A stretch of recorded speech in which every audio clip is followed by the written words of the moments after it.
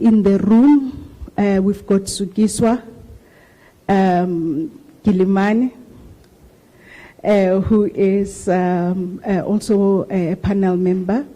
And then we've got a number of other panel members online, including, maybe before I continue, if we can try and sort out the sound.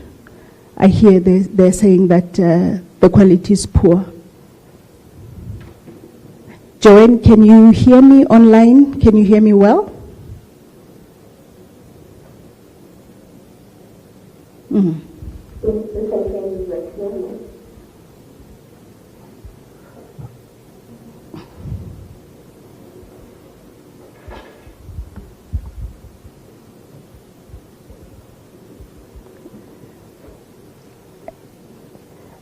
Am I still okay, or?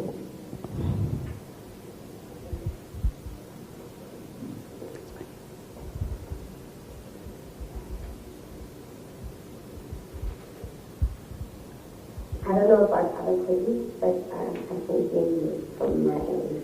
Thank you very much.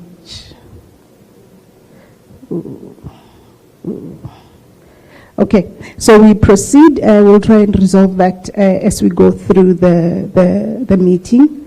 Andrew Kirby is online, CEO of Toyota South Africa. We've got Mr. Fester, also online, part of the panel, and Mr. Livingston also online as part of the panel. So we've got 4 panel members online, and we've got 2 industry colleagues also joining us today. So those are the persons that have been very instrumental in developing both the green hydrogen strategy that Minister is going to unveil and the EV white paper that Minister will be talking to. So Minister, could proceed.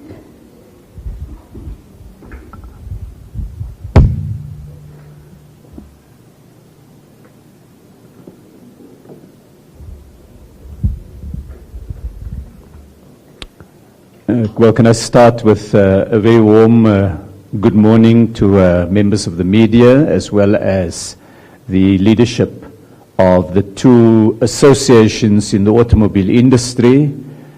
Mike and Renee, very good to see you. Mike heads the NAMSA, and Renee heads NACAM, that's the assemblers and the component manufacturers.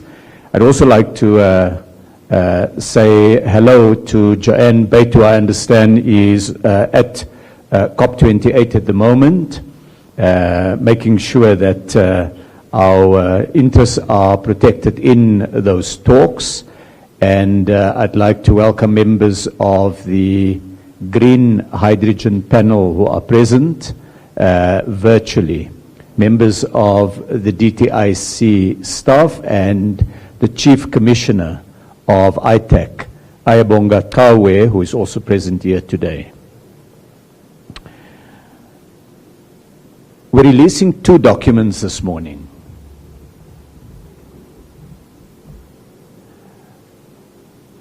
The white paper on electric vehicles and the green hydrogen commercialization strategy.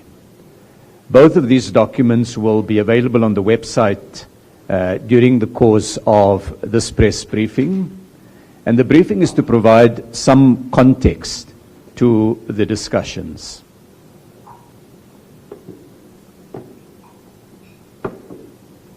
Thank you. These 2 documents were adopted by Cabinet, and they lay the basis for a clear path forward to decarbonize the economy and to take the opportunities that's available from green industrialization. It's particularly apposite that we're able to release the documents today during COP28, when world leaders are engaged in ways to address the big, urgent and real challenges of climate change. I would first briefly introduce the green hydrogen commercialization strategy and then speak to the white paper on electric vehicles. The way vision for countries with the potential to decarbonize the various industry value chains, to provide security of energy supply, and contribute towards the achievement of sustainable development goals. Hydrogen can decarbonize a greater range of sectors compared to renewable energy alone. If the 20th century was the century of oil and nuclear energy, the 21st century may become known as the century of renewables and hydrogen. In 2021, I set up a green hydrogen panel chaired by the late Dr. Johan van Zyl, who was chairperson of Toyota. It consisted of a number of business and government representatives from the mining, steel, cement, and other sectors. First, it points to the unique South Africa value proposition. We're well positioned to produce green hydrogen thanks to our structural competitive advantages, excellent renewable energy resources, our unique expertise on proprietary Fischer-Tropsch technology, and endowment of platinum group metals. Second, it identifies export and local demand opportunities. These exist in the local industry, in steel, fertilizers, aviation fuel and transport applications. And the global opportunities are in expediting export of ammonia, methanol and bunker fuel to capture a greater share of the global market. Third, it addresses energy and water security. A well-planned rollout can enable desalination facilities to provide water to communities with minimal impact on green hydrogen pricing. It can supply excess energy into the grid and support transmission infrastructure investment to enable other renewable energy projects to feed into the grid. Fourth, it can connect the green hydrogen roadmap to industrialization and local manufacturing opportunities. Economies of scale demand for equipment along the value chain that provides the business case for local manufacturers of renewable energy components, fuel cells, electrolyzers, and balance of plant components. And finally, it addresses decarbonization. Decarbonization of hard-to-abate sectors can initially be funded by export projects with a progressive decrease in green hydrogen pricing, allowing penetration and decarbonization into more and more local sectors. The document that we'll release, it's a long read. I must warn you, I think it's more than 180 pages. It has 14 chapters and 6 annexures. And it looks, among others, at green hydrogen in the context of South Africa's electricity crisis, at market-driven commercialization. We analyze the export markets as well as the domestic market potential. There's a demand assessment of green hydrogen. We look at industrialization opportunities from ammonia production to green steel, aviation fuel, e-methanol, electrification support and the ramping up of renewable energy, water security, fertilizer production, mine haul vehicles and heavy-duty vehicles, marine bunkering fuel, and equipment manufacturing. In equipment manufacturing, as you can imagine, one of the areas we look at is fuel cell systems and energy storage, in addition to electrolyzer systems. There's a focus on value chains and on tracking key South African projects that are already being considered and financed. Infrastructure is looked at in the strategy, from transmission grid infrastructure to port infrastructure and transport infrastructure. We look specifically at localization and manufacturing opportunities across that value chain and how to phase it in to enable localization to take place on a viable and sustainable basis. There's a chapter dealing with the design of an enabling ecosystem, looking at the role of government and the private sector. Private sector players would be quite critical.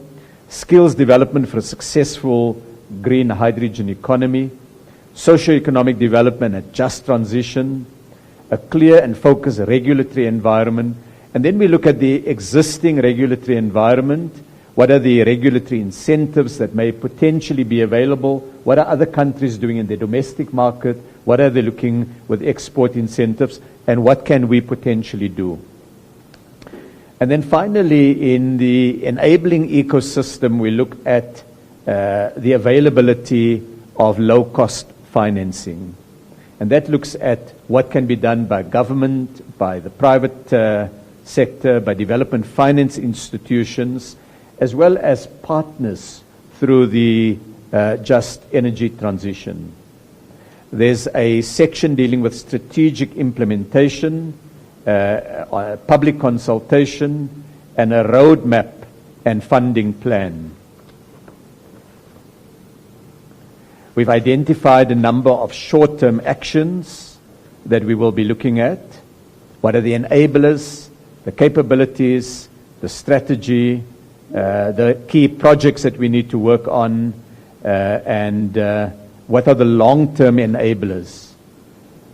All of these, of course, ultimately come down to a step-by-step implementation, and you'll see in the roadmap, the commercialization strategy, it sets out what will take place in each phase and how we'll build on these, but also enable greater technology and technological maturing. Green hydrogen is going through a period where greater investment will lead to significant further development that can bring the cost gap between this energy technology and competing technologies down. We've got a number of annexes, as I said, and one of them look also at the role of different government departments.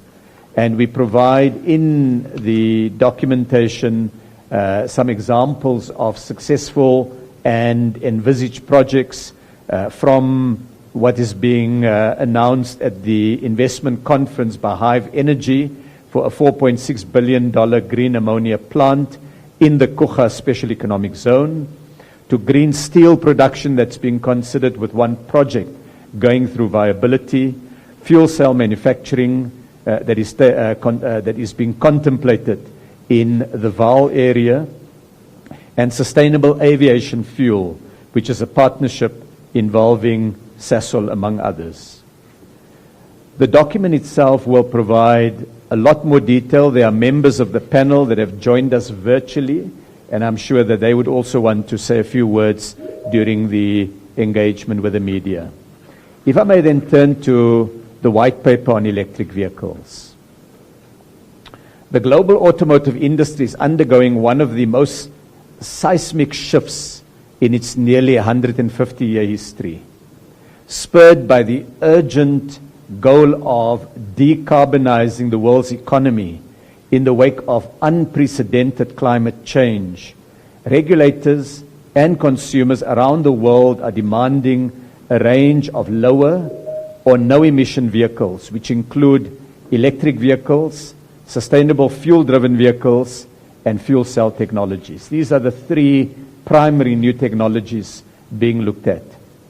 Adoption of electric vehicles has increased globally, driven in part by greater government incentives, such as tax breaks and targeted subsidies for producers and consumers, and demand trends. Consumers themselves are shifting to greater purchasing of electric vehicles. Several regulators have also decided to ban the sale of new internal combustion engine vehicles within the next 12 years as part of their contribution to achieving net zero emissions by 2050. Let me pause. It looks like there's a challenge with the technology.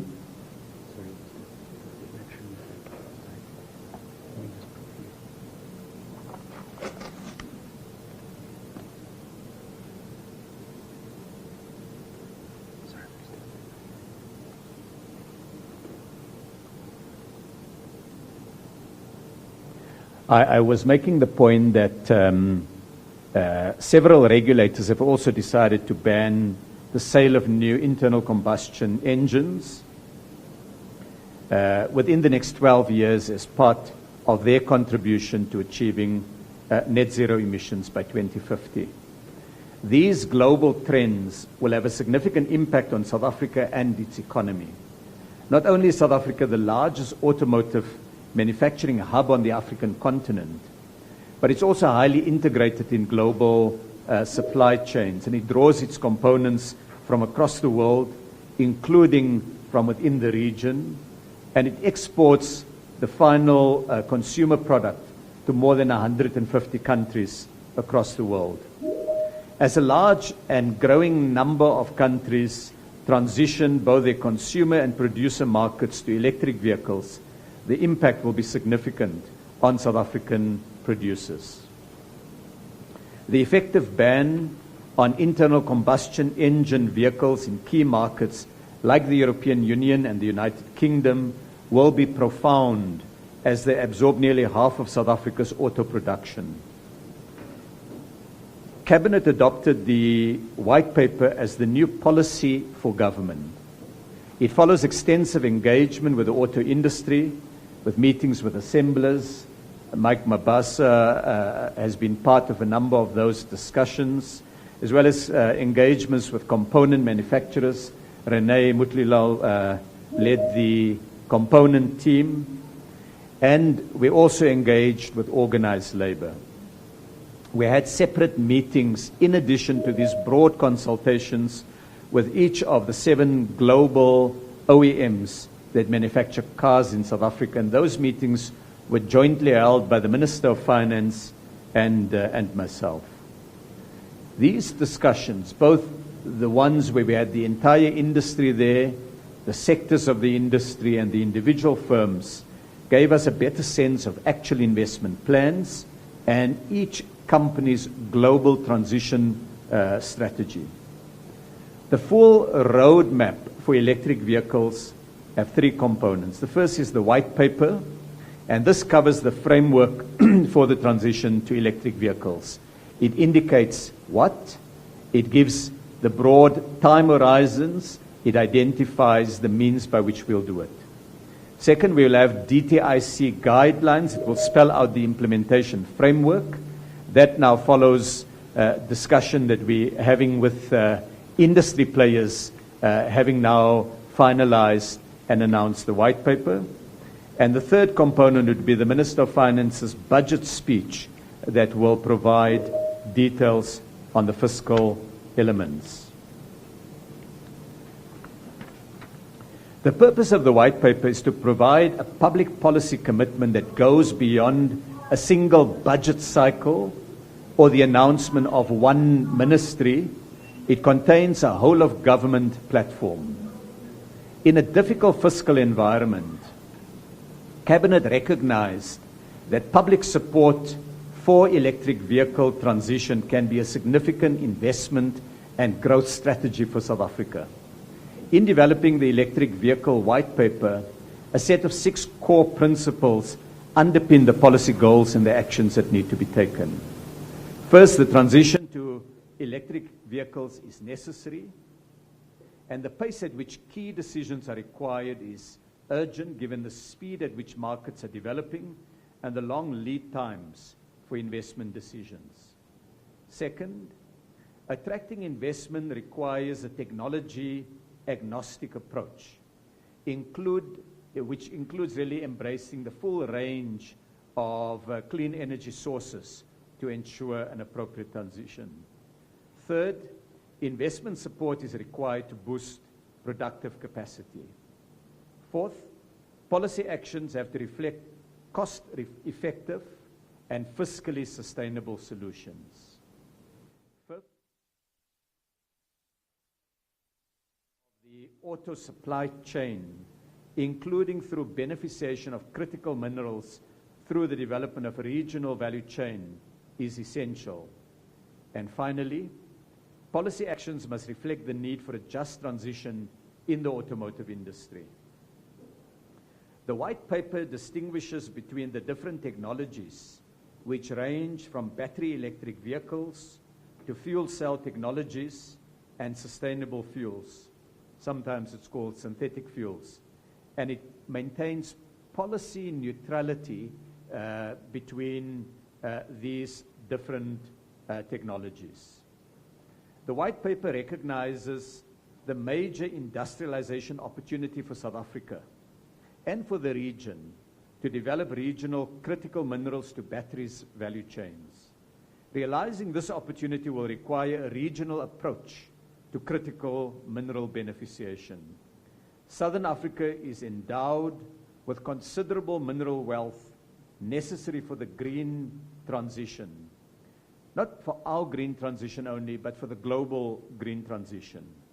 And that would be to produce electric vehicle components and the energy sources necessary for the green industrial revolution. The white paper seeks to establish a framework under which African countries work with partner countries to develop the industrial capacity necessary to make the continent a key industrial player rather than just a source of critical minerals. The white paper identified a two-pronged approach with two focus areas. A first focus is on developing South African electric vehicle productive capacity through early action, and a second focus is on developing a local market for electric vehicles. While there are linkages between the production and consumption of electric vehicles in South Africa, a clear distinction between the two is necessary to ensure a focused approach to policy implementation. Transitioning South Africa's automotive productive capacity to electric vehicles further support our contribution to global decarbonization through South Africa's large export footprint. The initial focus of the transition will be to encourage investment in production geared to export markets where regulatory provisions will constrain internal combustion engine vehicles. The white paper recognizes that South Africa will need to make the transition at a consumer level, but that will be in a second phase. The pace of South Africa's transport transition will be influenced by several factors. First, the country currently has an energy shortage, and power availability leads to load shedding.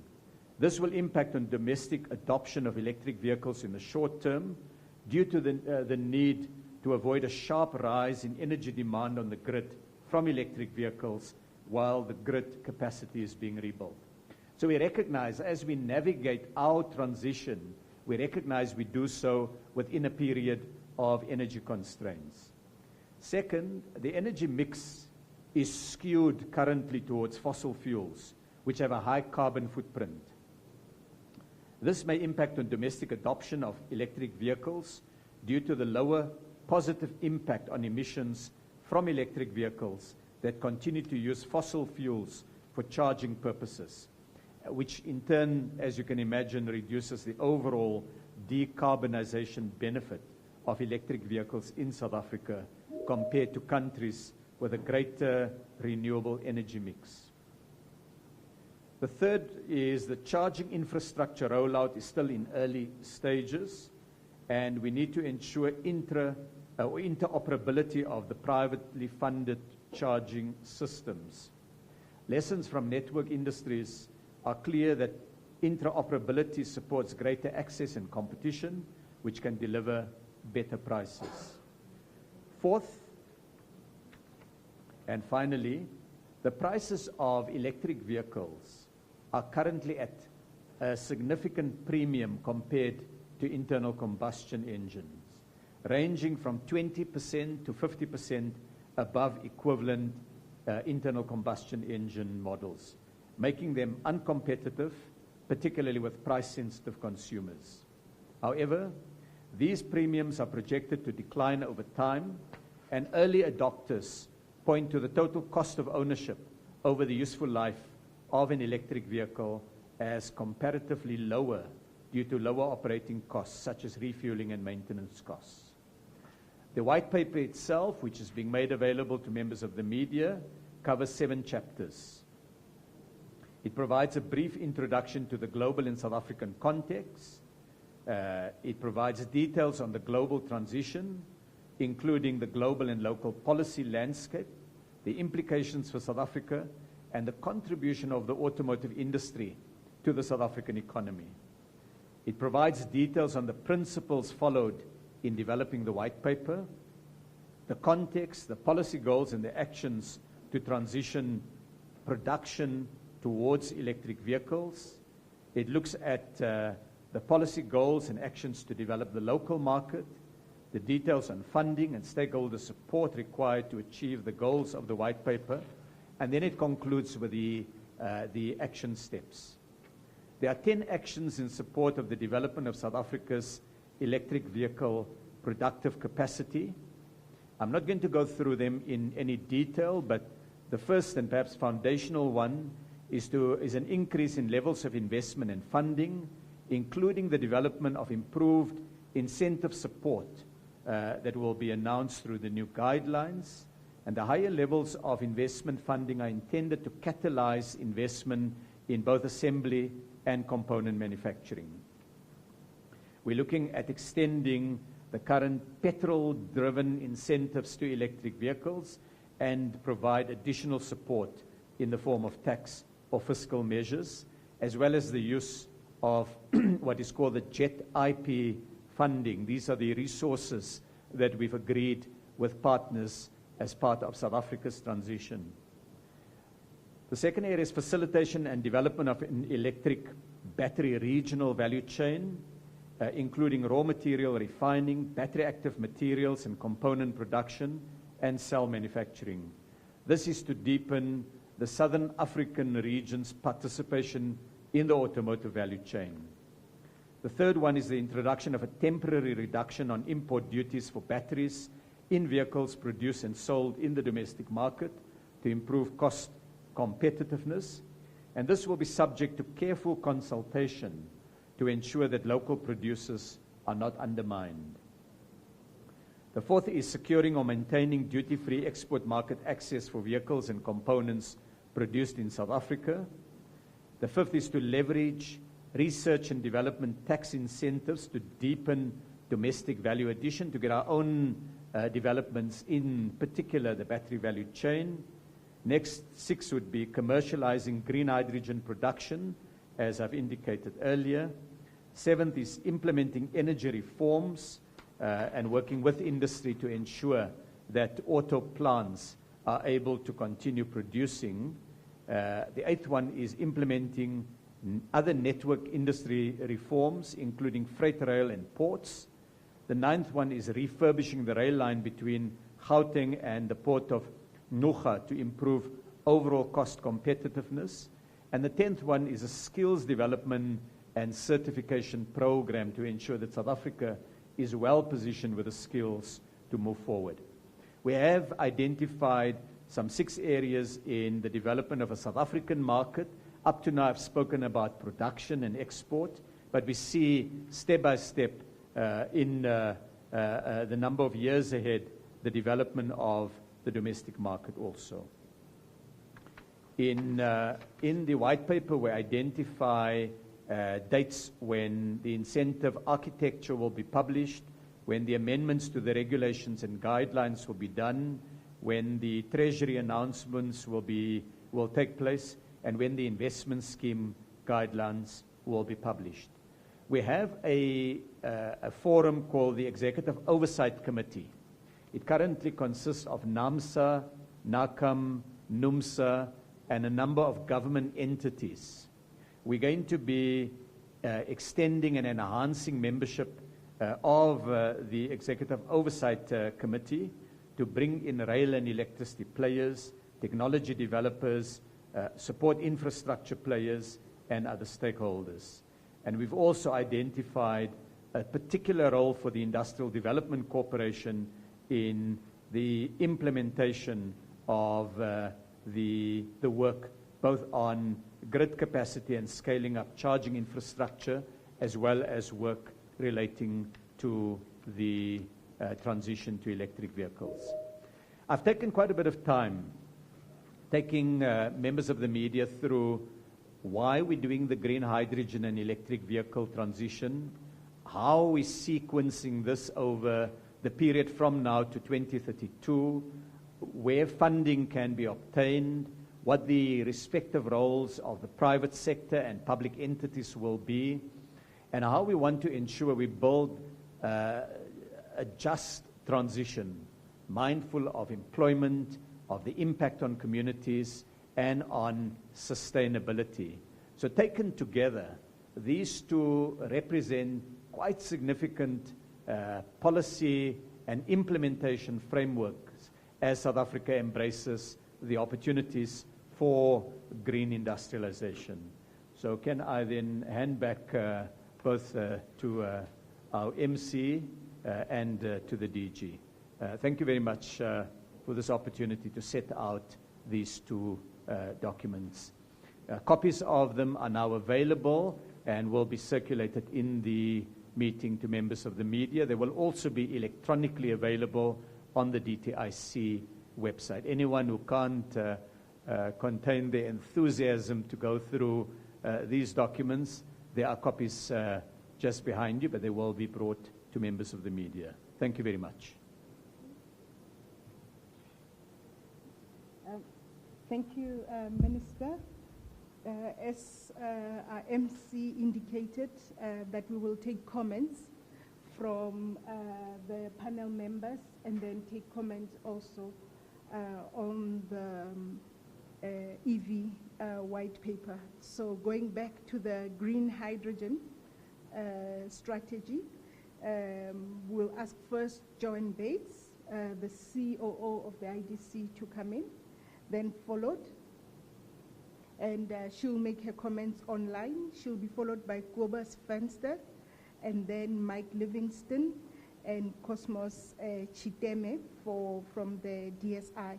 And they all have no more than 3 minutes each to make their very brief comments. I see Joanne is smiling. Thank you. Thank you very much.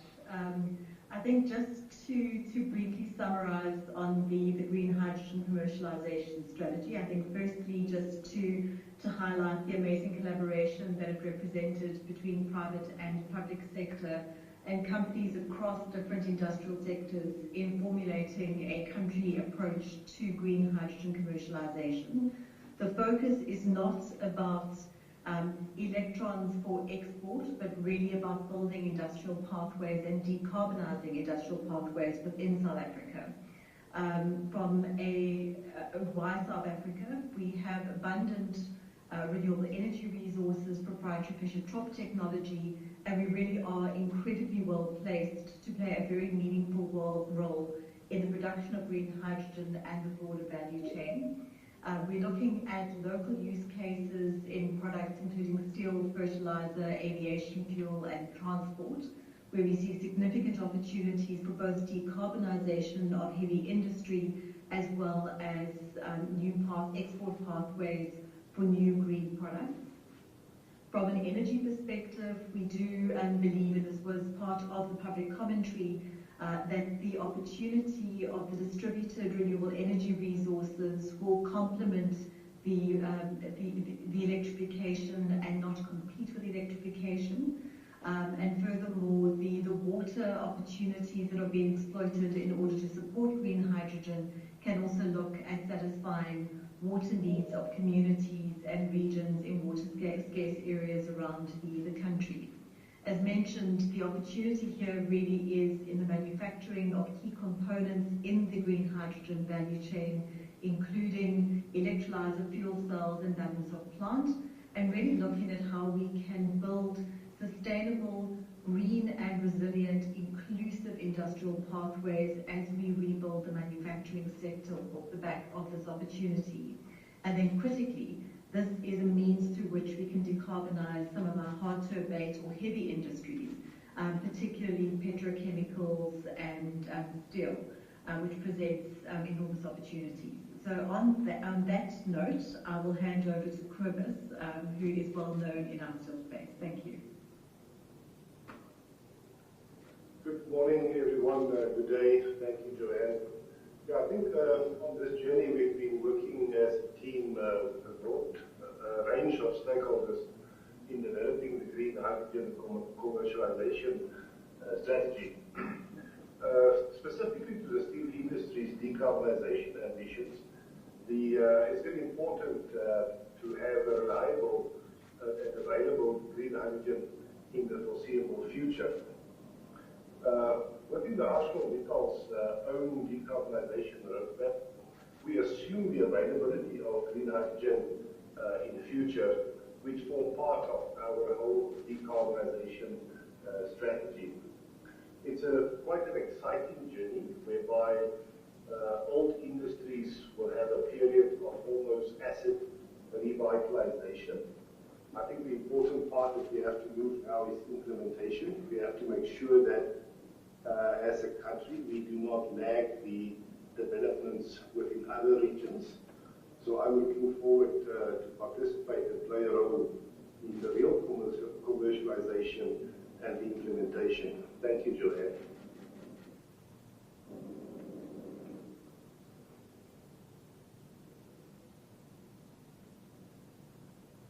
Thanks, and then if I could ask Mike Levington to come in. Mike? Hi, Joanne. Thank you, Minister. Firstly, I'd just like to thank the Minister, the IEC, and all of my panel, fellow Green Hydrogen panel members. It's been a long journey since 2021 when we were established. My part of the panel come from the renewable energy sector and also been involved in the South African Renewable Energy Master Plan. And the green hydrogen commercialisation plan follows on from South Africa's, they say, long history of being involved in hydrogen through Sasol, through the HYSA process, and we now have a document that we can go out to the international market, which sets out essentially South Africa's strategy for making green hydrogen, one of the high frontier economic sectors. I think one of the things that has come very clearly, and I acknowledge the Minister's observation, that the green hydrogen sector is going to be highly dependent on making sure that all of our network industries function well. Ports, rails, roads, transmission companies, pipelines, etc. However, we now essentially have a roadmap to work on, okay? And also one that will allow South Africa, I think, to look at creating new industries, new jobs, new investments, particularly in parts of the country that probably need it most, in terms of the Northern Cape and also in Mpumalanga. And I think it highlights that this is not the end of the journey. It's the start of a long trip, and it will require a lot more interaction between government and the other social partners. But I would agree with Purvis as well. Now is the time for implementation. And I think we need to understand around how we need to use, whether it's green finance and just energy transition finance, to enable these projects to be sustainable and to meet both our economic and also our development goals. So I look forward to future engagements and to actually start putting projects on the ground. So I thank you very much, Minister, and I'll stop there. Thank you very much.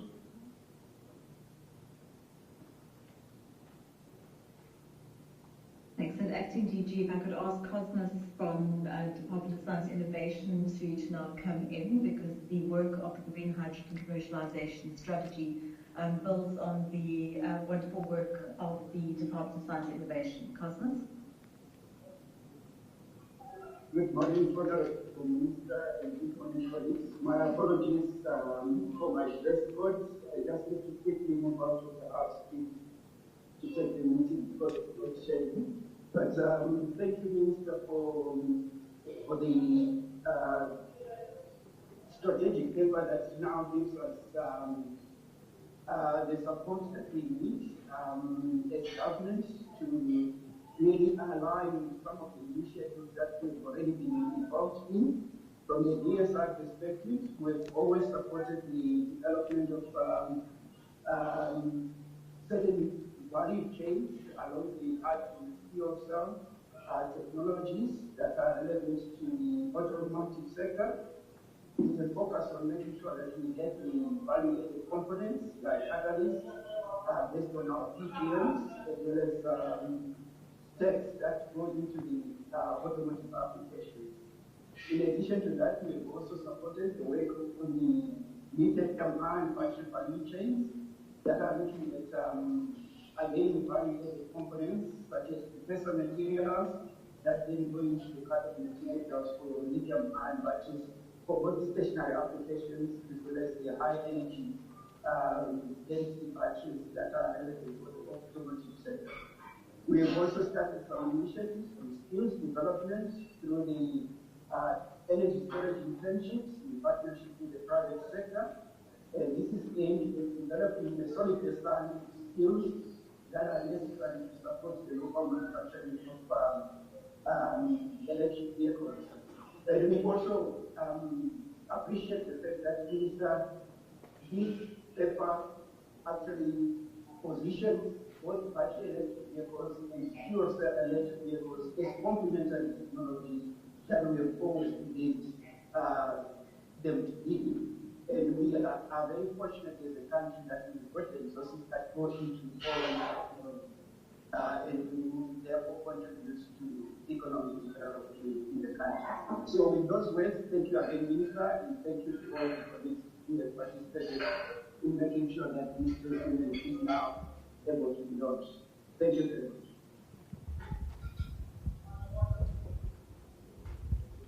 Thank you very much, and thanks, Joanne and the Green Panel team. We're now going to invite the auto sector stakeholders, Mike Mabasa, the CEO of NAMSA, to come and make brief comments on the EV white paper. Thank you very much, DG. Minister, very good morning. Very good morning to Renee as well and other colleagues. Minister, on a lighter note, my wife, when I left the house this morning, she said to me that she'll be very pleased that the announcement is made today and that I'm no longer an enemy of the state, because we have been absolutely very engaging quite very firmly as the automotive industry in the last 2 years with government, and we are very pleased, Minister, that we are here today. We want to obviously express our gratitude to the Minister and to the department for getting us here. I think it has been a long road. It has been a very, very interesting engagement in the last couple of months. And as the Minister has indicated, the industry has been available to engage so that we can really be able to make sure that this white paper represents not only a one-sided view, but an industry view, a South Africa view, a South Africa Inc. view in terms of how we would like to see the new energy vehicles, electric vehicles, implemented in South Africa. So we are very pleased and we are very happy, Minister, that we are where we are. Obviously, like all of us in the room, we are receiving the document and seeing it for the first time today. My mandate is obviously to take it back to our constituencies so that we can be able to engage, and I'm very pleased, Minister, that the roadmap still allows for the guidelines to be developed, and we obviously will be working with your team in supporting that particular development, and we also look forward to the Minister of the Minister of Finance when he announces the budget speech at the beginning of next year. So once again, Minister, thank you very much, and we definitely look forward to a very engaging period going forward. Thank you very much.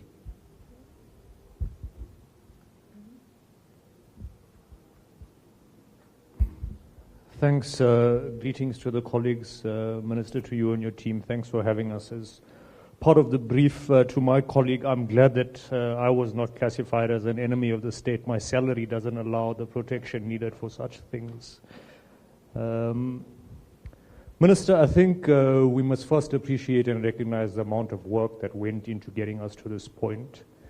Noting that the sector is obviously so key to the South African economy, it was important that we spend sufficient time unpacking and getting, as Mike said, the necessary perspectives across all sides of the table to ensure that we do have a very robust policy framework that allows us to drive production and I suppose to some extent the creation of an EV ecosystem.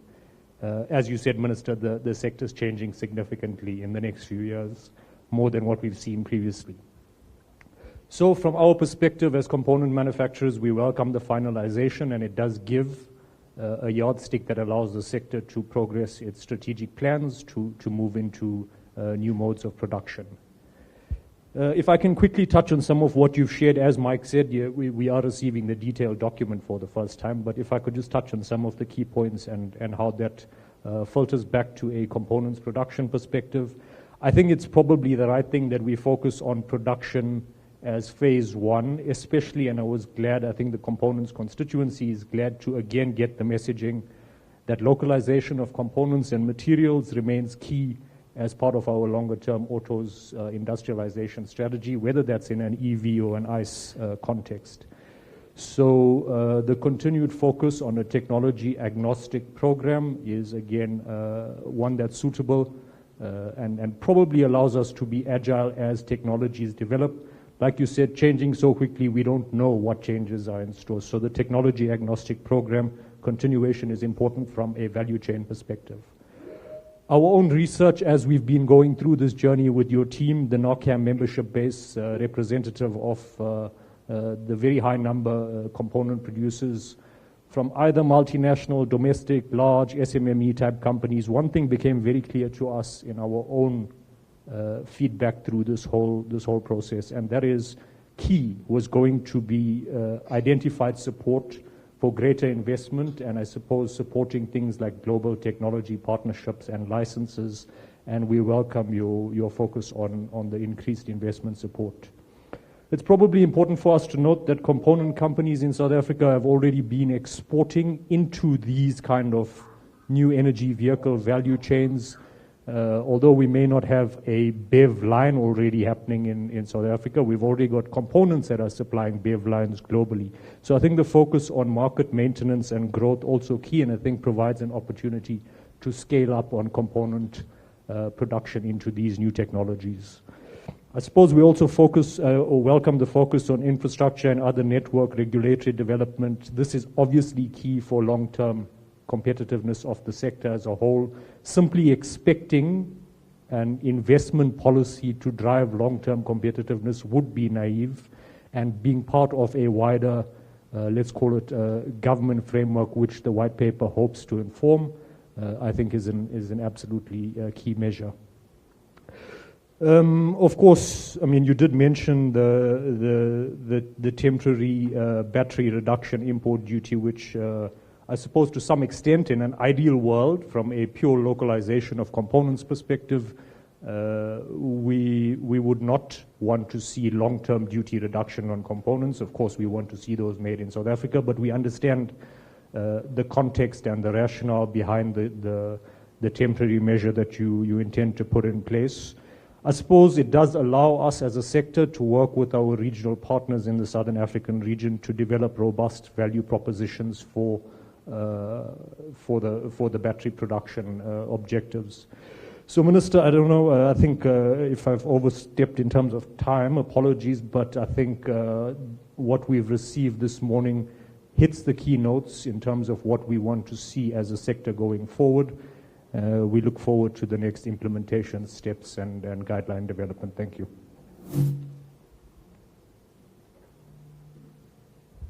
Thank you very much, sir. Colleagues, we are going to take questions from members of the media only. This is the opportunity for you to ask questions on both documents. But before we do that, I need to make Mr. Mabasa aware that it's not only his wife who is pleased about the announcement today. I'm also so much relieved because of the questions that I've been receiving from the media throughout the year about the EV policy. And when you see journalists writing and you're trying to understand why are you saying this and where do you get the information, they always say in the absence of official information from you, this is what we will write. So throughout the year, there's been a struggle on this issue, but today I'm sure everybody is relieved. We're going to take questions starting from this room first. 3 sets of questions for starters, and then I think we should say focus on one document first, maybe the hydrogen document. We ask questions and then we deal with that. I don't know if Minister is fine with that, so that we don't go to and fro on the 2 documents. 3 questions in the room first before we go to the journalists that are on the virtual platform. You, as usual, you indicate your media, and if you've got a question for a specific member of panel who is not here, you can just also indicate. Thank you. This will be one. Another body in the room? There's going to be the second one. This is all on the hydrogen, for now. Okay, I knew it. AV will... On the AV, hydrogen. Okay, we've got 2 questions on the hydrogen for now. Okay, you can go, sir. My question is around the EVs, not the hydrogen. Can you please introduce yourself and your media? David Furlonger from the Financial Mail and Business Day. It is around EVs, and I'm pulling 2 or 3 questions into a simple one. One is, when did an NEV white paper become an EV white paper? Why the change in classification? Sorry, we are on the hydrogen for now? Excuse me? Is it fine? Okay, you can go, David. Sorry, do you want me to hold back until... Okay. No, it's fine, you can ask your questions. So when did NEV become EV? Secondly, when do you think that phase 2 is likely to start in terms of consumer encouragement? And the third one is, at the briefing after the cabinet meeting last week, the minister specifically said this was a draft white paper. What actually is the status? Is this the definitive white paper, or are we still in the middle of negotiations? Thank you. Thank you, David. Katlaho, you can go. It's fine. Yeah, my name is Katlaho Lorodi. I'm from the SABC. Mine is also on the rollout of just basically around the infrastructure rollout and what we're working around infrastructure. When can we expect to see work starting to be done there? And also around the incentives and the expectations from the finance minister. What would be your expectations from the finance minister where the incentives are concerned, looking at the fact that this process that now moves to the minister and him just basically setting out or outlining what needs to be done? When can we expect the first car to be produced here in South Africa where this plan is concerned? Thank you. Thank you, Katlaho. Dogazo? Good afternoon. I'm still going to request for my one-on-ones, but this question in relation to hydrogen. Can you please introduce yourself? Dogozo Kumalo from Newsroom Africa. Just in relation to hydrogen, we've seen the cost of climate change, South Africa alone, over 120 billion over the last 4 decades or so. But we've seen countries like Australia also highlight the cost of hydrogen. So how are we balancing those two, or is that in the paper as well? Thank you. Thank you. I think we can take responses before we proceed with more questions. I'm not sure if this one is open.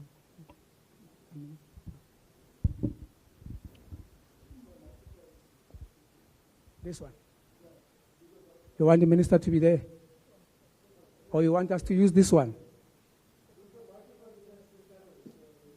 Okay, thank you.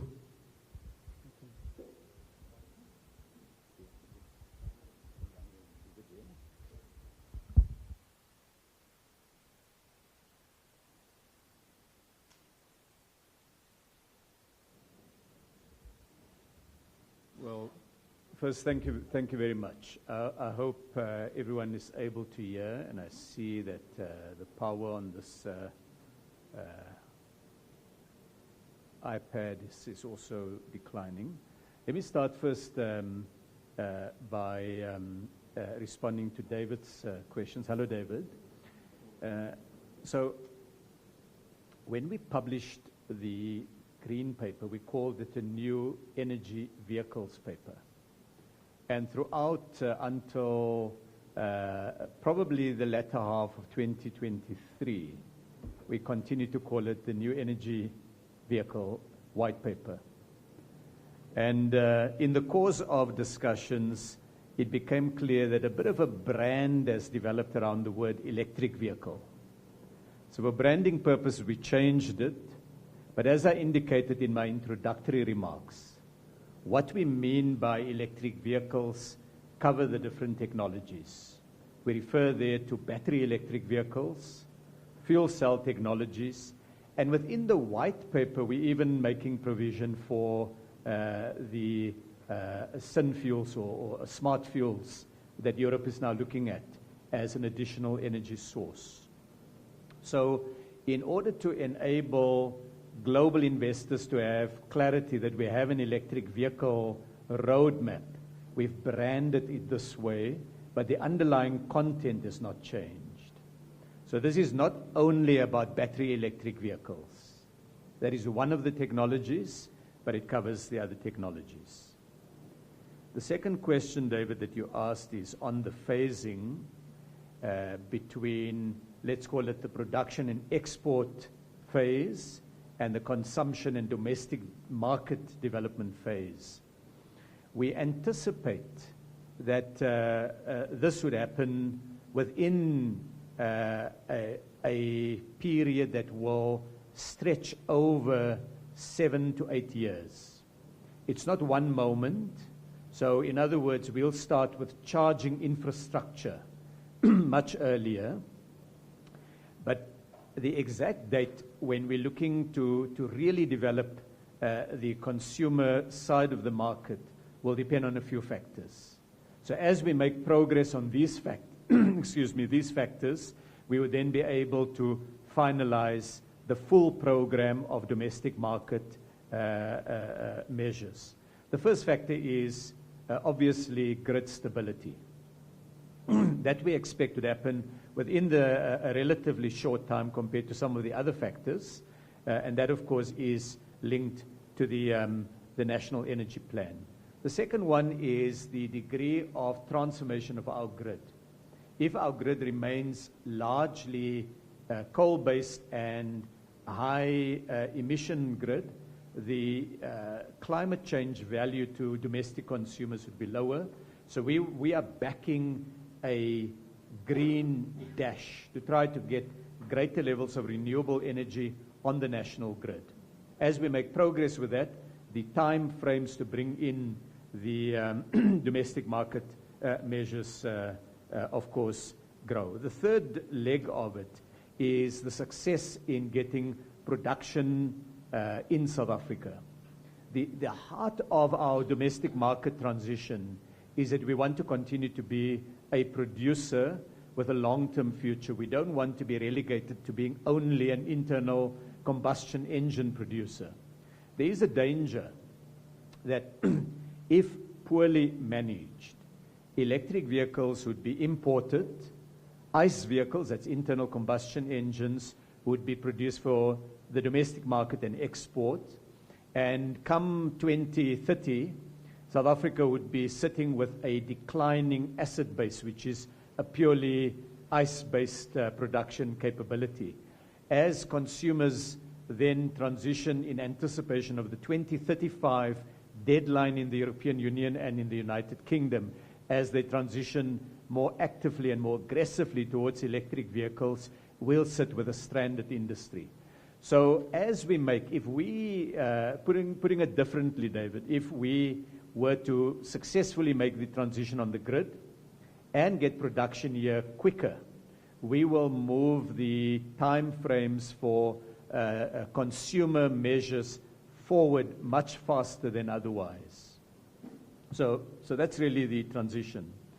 On the status of the document, this document, of course, was drafted, but it is the final document. It is the white paper that Cabinet has adopted, and what the white paper does, it now will inform the decisions of the DTIC on all of our measures, so they don't spell out, for example, the details of rebate facilities that may be put in place for batteries, because that now requires some conversation with the OEMs and with the component manufacturers. And they don't spell out the sum of money that will be put in the budget or the exact modalities of a tax regime that would be applicable to OEMs, to assemblers, because those should be decisions that are made in the budget process.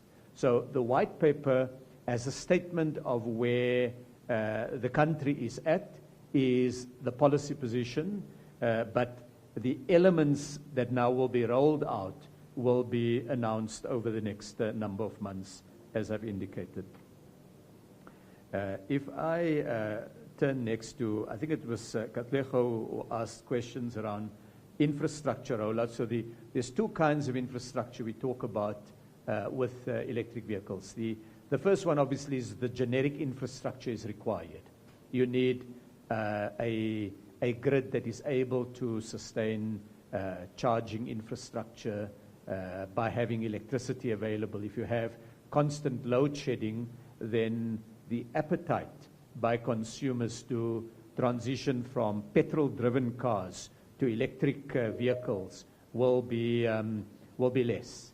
So the general infrastructure, ports, all of those have to be resolved as part of a successful and speedy transition to electric vehicles. The second part of the grid issue is the customized grid that applies only to electric vehicles, and that would be charging stations and the support networks. For example, the support by way of mechanics, the support by components that would need to be replaced when a electric vehicle hits a problem with its motor. All of those are part of the infrastructure that is spelled out in the white paper, and those will be done incrementally. Already the private sector has begun to put charging infrastructure in place, and we're working now to see how we enable that to be speeded up and a common standard to apply to all new rollout of charging stations. On the incentives, of course, there are there's no prior announcement of incentives until the budget speech in February next year. But we anticipate that the Minister of Finance is likely to put the first incentives in place already in the next tax year, even though the transition will take longer. And it is done in order to send a clear and unambiguous signal to make those resources available so they will grow over a period of time. And you asked the question, when do we anticipate the first electric vehicles to be produced? Now, we're already producing hybrids, but we anticipate that the first electric vehicles are likely to be produced already by 2026. These, of course, each OEM has their own strategy. They're looking now at decisions by headquarters. But from what we've been advised in our discussions with OEMs, the first, albeit on a more limited basis, it's not going to be an enormous quantity that will be produced, but at first quantities we expect already as early as 2026. Then we expect quite a sharp growth between 2026 and 2030. There's one OEM that will be a bit of an outlier that only anticipates moving into BEV production, that's battery electric vehicle production, early after 2030. but they too will be re-looking their dates depending on the speed with which the market globally and locally transitions to a greater consumption of electric vehicles. Tokozo asked the question about green hydrogen. Now, I make the analogy, so let me start by saying green hydrogen on a like-for-like basis is more expensive than the most.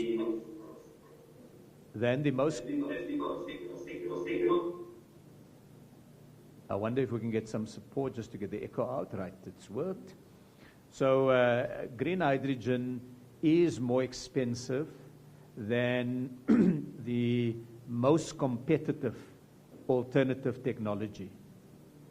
But it has one big advantage. And I mean, the most competitive technology still includes fossil fuel-driven technologies. But what green hydrogen provides is clean fuel. And what it provides is clean fuel, particularly in these early stages in hard-to-abate sectors where renewable energy is not sufficient to make the transition. Kobus Verster spoke earlier about the steel industry. It's a classic example of a sector that won't be able to rely purely on solar and wind energy. They need an additional energy source, and green hydrogen provides it for steel, for cement, for fertilizers, and so on. What we've seen, take your mind back to, let's say, 40 years ago. A mobile phone, which was available, satellite phones were available, was enormously more expensive than landline technology. The investment that came into mobile technology, partly because of technology breakthroughs, and partly because consumers were now using more mobile phones, and that provided a market. So it's supply-led innovation, but also demand-led innovation, because people are actually using it, drove the technologies around mobility, phone mobility, to the point where it is today significantly cheaper than what it was when people used those satellite phones. With energy to the early renewable energy were a lot more expensive. We've seen the cost curve come down for wind and for solar energy. We anticipate, similarly with green hydrogen, that the cost curve will come down. South Africa can contribute to that by being an early adopter and by being an early enabler. An adopter by helping local industries to utilize green hydrogen, an enabler by getting more production of green ammonia and green hydrogen itself that can be used both for export markets and the domestic market. And in a way, it is about the technology of the future. And the work that has been done by the panel, and the panel members are well versed in this, and the work that has been done globally, points to a society in the 20th century, or in the 21st century, I should say, adopting green hydrogen as the most sustainable and available energy source. So while at the moment there is a cost gap, for example, it's not going to be viable to consider fuel cell technologies in passenger vehicles. But it will be possible to consider fuel cell technologies in these large mining trucks that Anglo and others use, in public transport with buses and others. It now becomes possible. Sasol and Toyota, for example, and I was told that Andrew Kirby is on the platform. If he is, I'd like to greet him. But he's also well versed in the thinking in Toyota about heavy vehicles that can rely on green hydrogen through fuel cell technologies. So I think that we recognize as South Africa that by being there early in the game, we can help to contribute. And why it's so important for us is a lot of the green hydrogen technologies are expected. A lot of those technologies are expected to utilize as a catalyzer platinum group metals. And South Africa's got the world's largest reserves of PGMs. I think that covers the questions that were put. Of course, if any member of the green hydrogen panel wants to make a comment, just indicate, and I know between DG and Bongani, they'll give you an opportunity. Similarly, Mike and Renee, anything that you'd like to add? You feel I've been a fair and good shop steward of the industry? The man says I've done a very good job.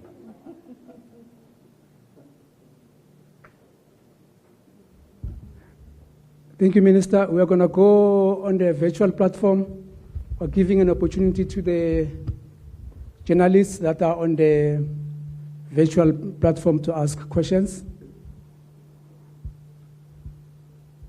Chilize, do we have anybody who wants to ask a question online?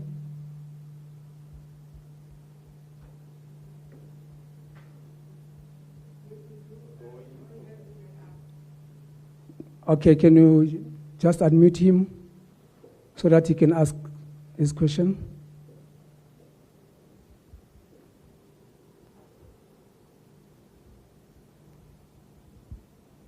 Is he unmuted?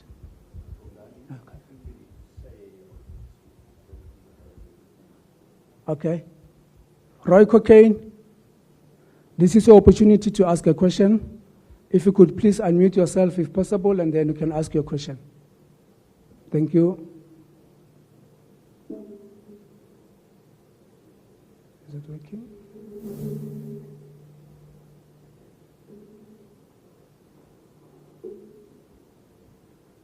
Okay, is there somebody else who wants to ask a question while Roy is struggling to unmute himself?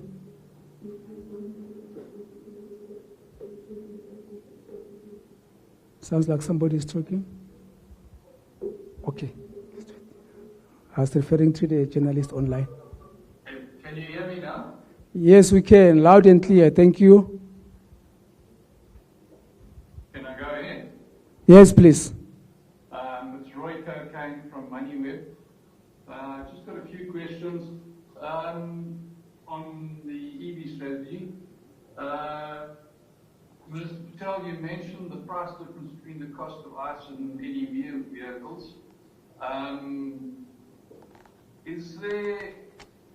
There is a difference in the import duty on ICE vehicles or fully built up ICE vehicles and new electric vehicles.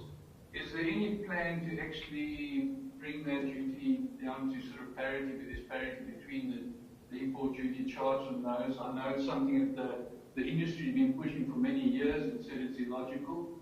So I'd appreciate your comment on that. At least two long-standing OEMs in South Africa have also expressed concern recently about the erosion of the global competitiveness of the South African automotive industry because of load shedding and this country's serious logistic problems. The transition to electric vehicles and new energy vehicles and the white paper will count for little if South Africa loses some of its domestic vehicle producers. Have there been any engagement with South Africa's automotive industry or are any plans to address these issues to ensure that we don't lose some of our OEMs? And then finally, does the government have any plan to deal with the revenue shortfall from the decline in fuel usage, which will result in a drop in tax revenue from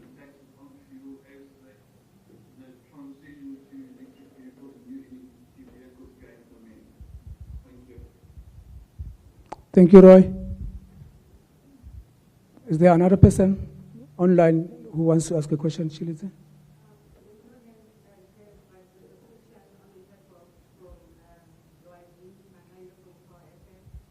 Okay.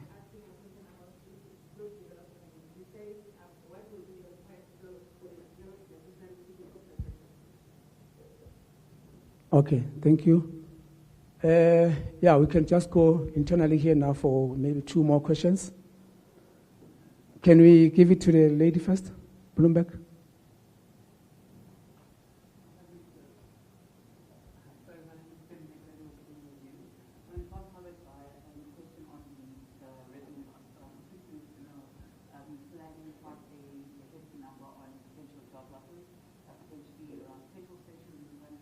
And obviously with the just transition, that's been a massive sticking point, particularly in Mpumalanga, the just element of that transition. So in this case, what are the mitigation measures that you're looking at around that in particular? Thank you very much.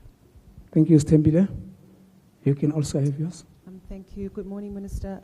My name is Ntando Tsukwana from Bloomberg News.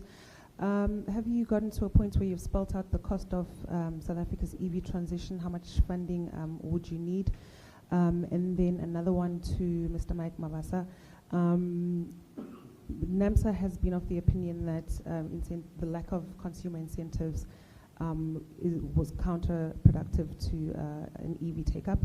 I just want to know from you, how do you offer incentives when there is not enough infrastructure to support that take-up? Just your thoughts on that.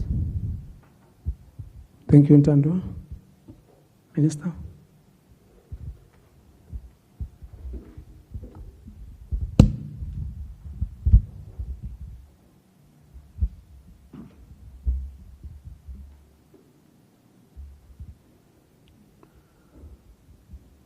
Thank you. Let me start with Roy's questions. On the import duties, Roy, as I've indicated, we are looking at a 2-phased approach. Phase 1 would be to land a greater number of production facilities for electric vehicles in South Africa. A premature change to the customs duties is likely to have very limited effect on production. It will, of course, support consumption.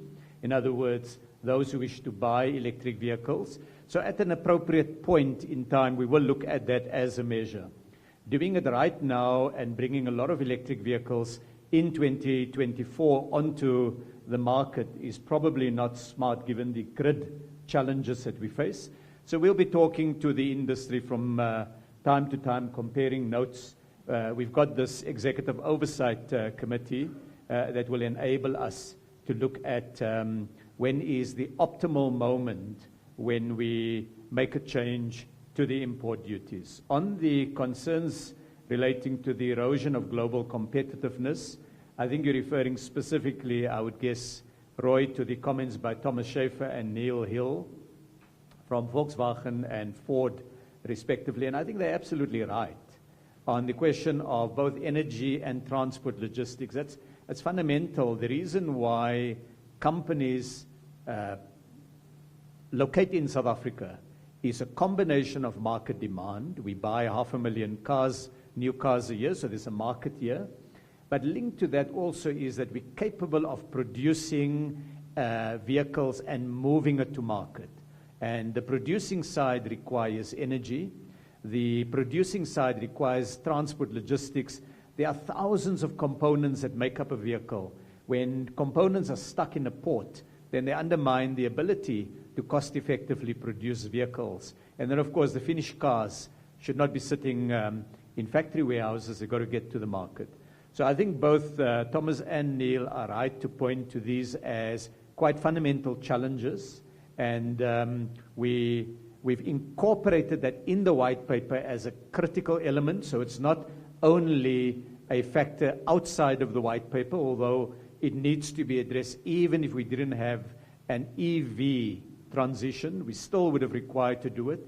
But in the context of enhancing South Africa's value proposition, there's even greater urgency, even more reason to do it.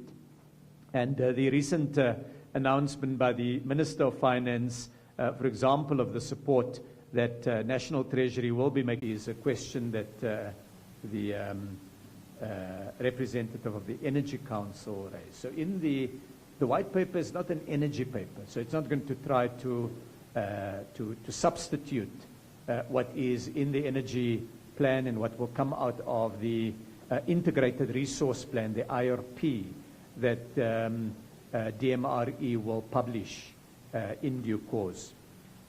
What it does, though, it makes the argument for a strong shift to more renewable energy, that the grid has to become greener, not only for purposes of the general climate change and to ensure a wider source of energy, but also because the value of the domestic market transitioning to electric vehicles will only demonstrate itself if the charging infrastructure can pull energy that is a lot more renewable than currently is the case. The roadmap is really just a more colloquial expression for all the steps to get to full adoption. Obviously, the white paper is part of it, the announcements in the budgets are part of it, the amendments of regulations, and so on.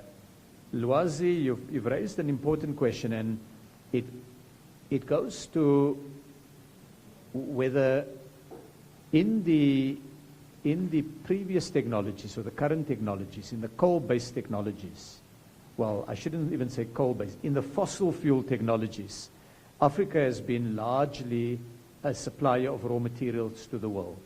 Nigerian oil and South African coal being two classic examples. In the green age that we're entering into, it's coinciding with a deep rethink by African countries, and indeed players all over the world, about how to leverage from your mineral base to boost industrialization. Africa currently has 17% of the world's population, but we only account for about 3% of global GDP and about 1% of global auto production. Over the next period from now till 2050, 1 billion additional Africans are anticipated to be born. Africa's population will go up by a further 1 billion. It will be by far the single biggest concentration of people. It will overtake China, it will overtake India, and it will comprise 25% of the world's population. For that reason, but also because of the fact that the industrialization phase has not entrenched itself during the carbon era on the African continent, we want industrialization to be a much bigger part of Africa's industrialization path in the green era that is now beckoning. A big part of the white paper deals with this. And it makes the point that we don't want to be the suppliers simply of lithium and vanadium for grids and copper that gets processed into wires elsewhere in the world, and the PGMs that can be used as catalyzers. That we want to get production, transformation of those minerals right through to battery, not only battery battery cells, but also completed battery units. And the opportunities in storage units lie with e-mobility. This is the battery that you use in your vehicle, but also on the grid. Because as societies use wind and solar more, because of unpredictability, you need bigger storage capabilities. When the sun shines, you can make hay, or the modern equivalent, you can store energy. When the wind blows, you basically replenish your supplies. So who's going to make those batteries? And the choice we now have as African countries is through making our business environment more attractive, and therefore we've got to address energy, transport, logistics, all of the factors that constrain us, but also by collaborating more across borders between African countries. South Africa has had conversations with the DRC and with Zambia about the opportunities for the critical minerals value chain. And we also have raised with the OEMs that there is a need for a pivot from seeing Africa only as a supplier of raw material to working with us on the development of downstream beneficiation. A week ago, I met the European Union Energy Commissioner, and we raised the same message with her. She had visited South Africa, and they recognize, they accept that this is what they're hearing more and more from different African countries, and that a new deal is required between Africa and the rest of the world, a new deal founded on us getting the technologies and the investment to be able to ensure that we beneficiate, that we add value to our raw material and export those products in finished form, and that we are not solely and simply the provider of raw materials. Well, thank you very much. I don't know if there was any closing remarks that either Mike or Renee wanted to make. Mike, anything that you'd like to add?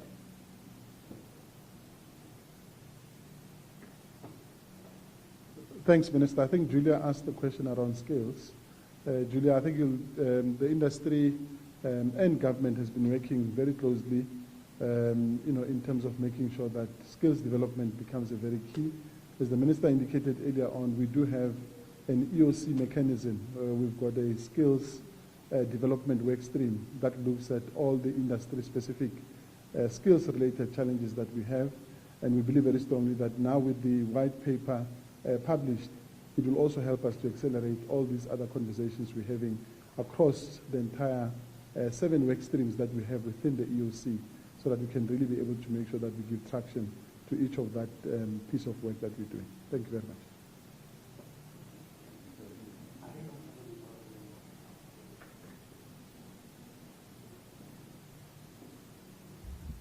Okay, thank you very much, Mr.